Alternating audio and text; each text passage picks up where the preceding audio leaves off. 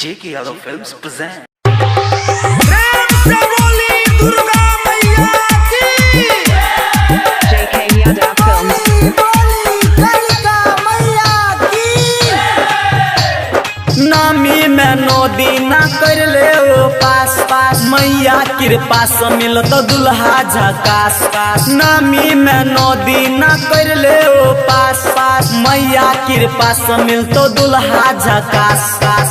ललका चुंदरी चढ़ई है गे अरहुल फूल लाके जोई है गे सुना गे घी के दीपक जलई है गे मन से मैया के मनई है गे नामी में 9 दिन कर ले ओ पास पास मैया कृपा से मिलत दुल्हा झकास कास। नामी में 9 दिन कर ले ओ पास पास मैया कृपा से मिलतो दुल्हा झकास कास।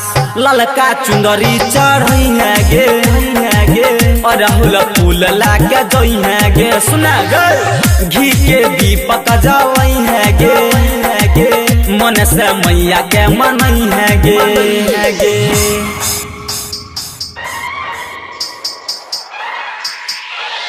प्रेम से बोली कलकत्ता के कालिका भवानी की J.K. Yadav Films. नवरात्र में गोरिया कर भी जे पूजा जिंदगी हो तो सफल गे। हाँ, नवरात्र में गोरिया कर भी जे पूजा जिंदगी हो तो सफल गे। धूप बाती हम लाई देबो कहबी त साथ में मंदिर जइबो सोचल सपनावा है तो पूरा गे है तो पूरा। ललका चुंदरी चढ़ई है गे अरहुल फूल लाके जोई है गे सुना गे घी के दीपक जलई है गे मन से मैया के मनई है गे